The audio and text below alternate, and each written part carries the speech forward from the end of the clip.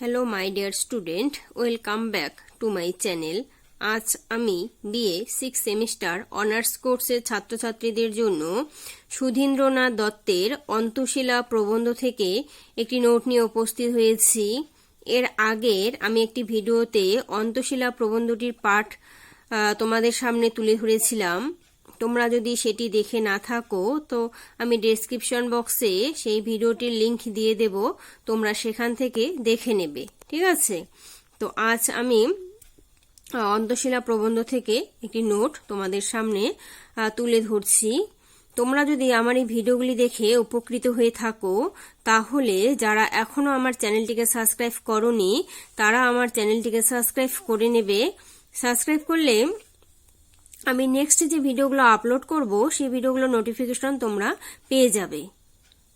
তো আজকের প্রশ্নটি হচ্ছে ধৈর্যটি প্রসাদের অন্তশীলা সম্পর্কে সুধীন্দ্রনাথের অভিমত বইখানি ভাবুকের জন্য এবং ভাবুকের দ্বারা লিখিত। সুধীন্দ্রনাথ দত্ত কিভাবে এই সিদ্ধান্তে উপনীত হয়েছেন ব্যাখ্যা করো। তো উত্তরটি শুরু করছি। ধৈর্যটি প্রসাদ মুখোপাধ্যায় অন্তশীলা, অম্বর্ত এবং মোহানা নামে যে ট্রিলজি রচনা করেছিলেন তার প্রথম খণ্ড অর্থাৎ অন্তশীলা সম্পর্কে কবি এবং সমালোচক সুধীন্দ্রনাথ দত্ত যে সমালোচনামূলক প্রবন্ধটি রচনা করেছেন সেখানে তিনি মন্তব্য করেছেন বইখানি ভাবুকের জন্য এবং ভাবুকের দ্বারা লিখিত। মন্তব্যটি তাৎপর্যপূর্ণ। ধৈর্যটি প্রসাদ 1894 থেকে 1961 খ্রিস্টাব্দে।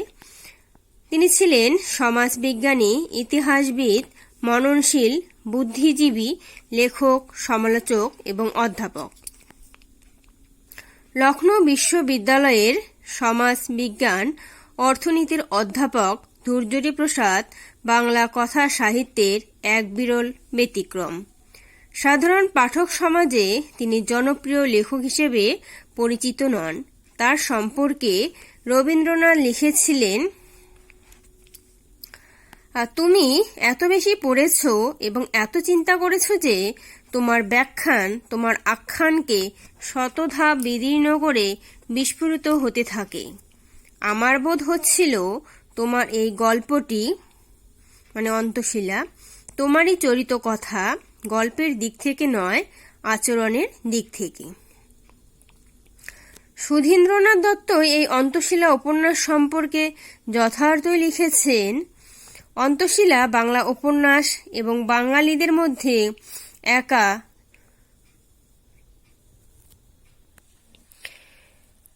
একা ধৈর্যটি প্রসাদই এই উপন্যাস প্রণয়নে সক্ষম।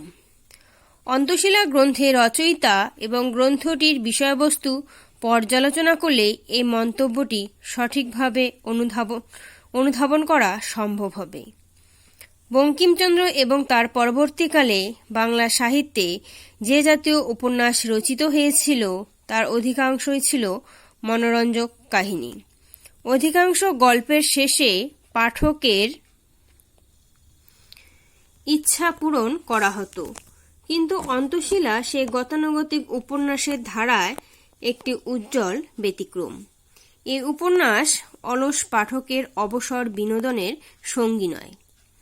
মার্সেল প্রুস্ট, জেমস জয়েস, কফকা, কামু প্রমুখ লেখকেরা পাশ্চাত্য সাহিত্যে যে মননধর্মী উপন্যাসের সূচনা করেছিলেন বাংলা তারই উজ্জ্বল দৃষ্টান্ত হল অন্তশীলা। গ্রন্থটির নামকরণের মধ্যেই রয়েছে একটা ইঙ্গিত। এই উপন্যাস যে নিছক বাহ্যিক জীবনের কথা নয়, বরং মানুষের অন্তর্নিহিত চরিত্রের কথা, অবচেতন মনের রহস্যের বহিঃপ্রকাশ, সে কথা অন্তশীলার নামকরণের মধ্যেই সুস্পষ্ট। তবে সুধীন্দ্রনাথ দত্ত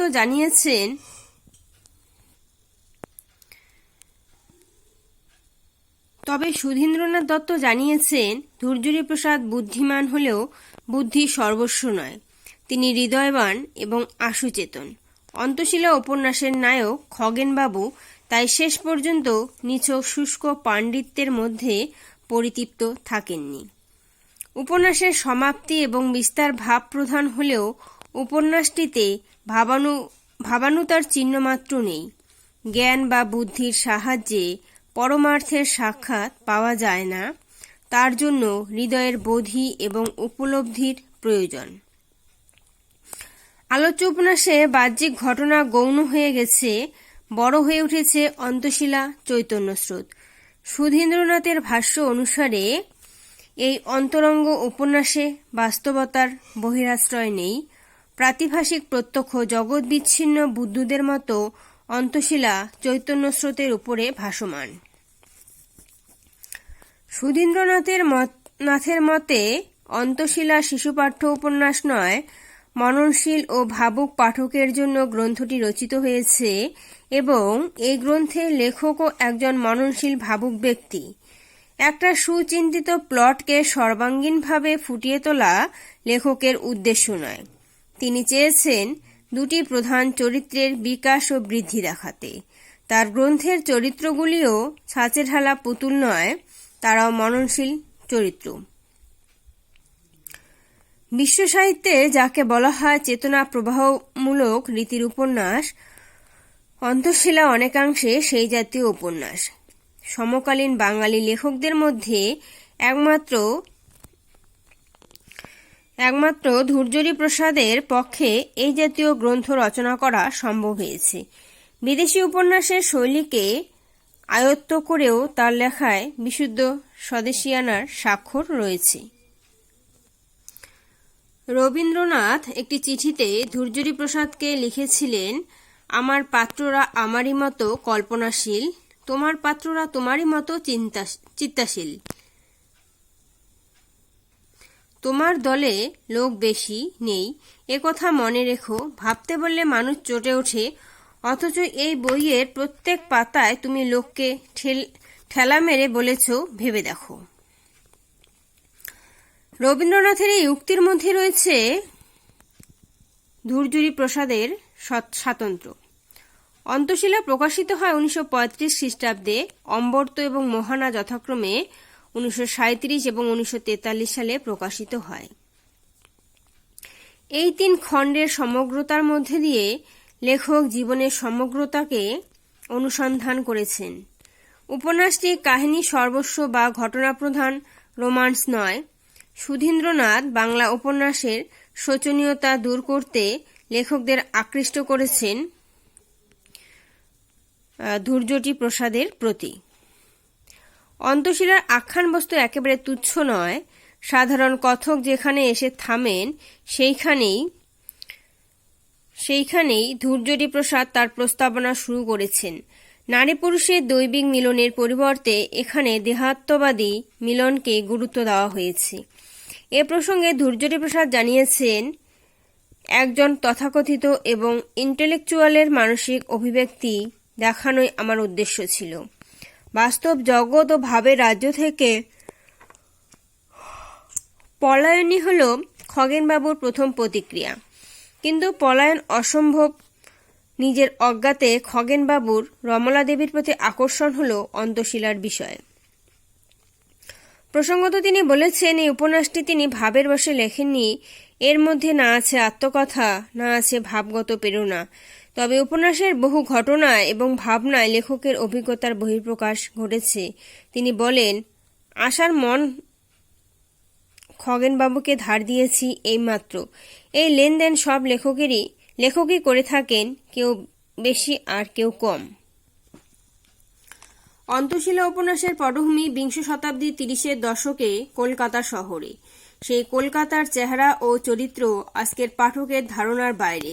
স্ত্রী সাবিত্রীর আত্মহত্যার পর আদালতের রায় বেরোবার পরমুহূর্ত থেকে উপন্যাসের সূচনা। বিপন্ন খগেনবাবুর আত্মচিন্তা, আত্মমগ্নতা, নিষ্ক্রিয় স্মৃতির রোমন্থন গল্পের সূচনাতেই লক্ষ্য করা যায়। সেই বিপন্ন মুহূর্তে এগিয়ে আসেন রমলা দেবী। খগেনবাবুর মনকে তিনি কিভাবে অধিকার করে নিলেন তারই ইতিহাস এই উপন্যাস। এটা বাহ্য জগতের ঘটনামালার বিবরণ নয় এবং অন্তর্জগতের নানা তরঙ্গভঙ্গের পরিচায়ক।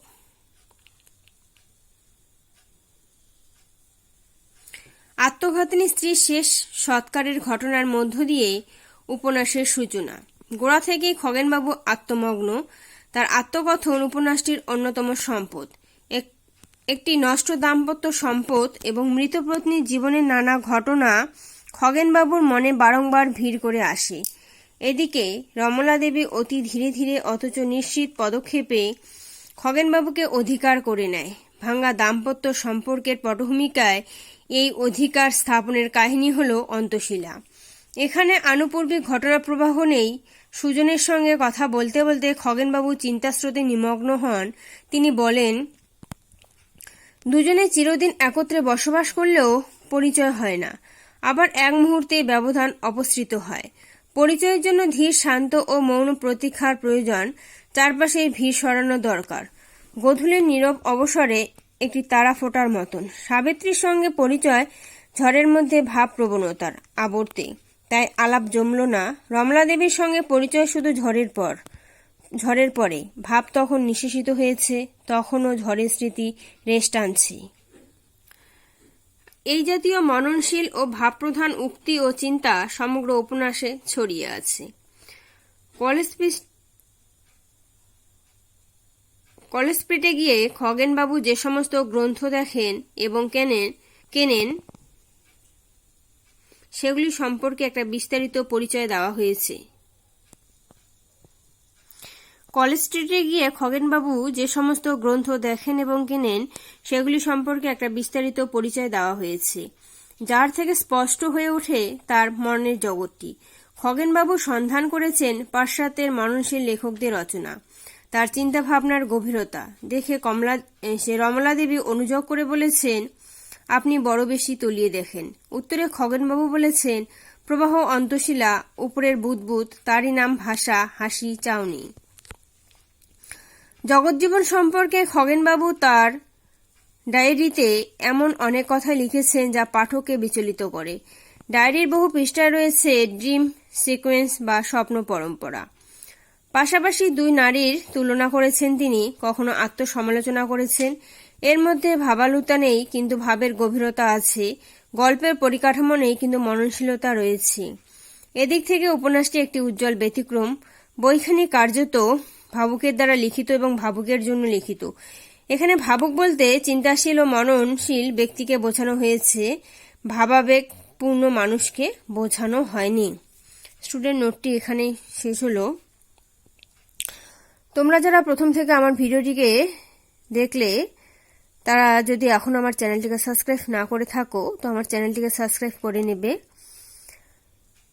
তো আমি আজ এখানে রাখছি। এরপরে আমি তোমাদের আরও অন্য বিষয়ের নোট নিয়ে উপস্থিত হব। ধন্যবাদ, সবাই ভালো থেকো।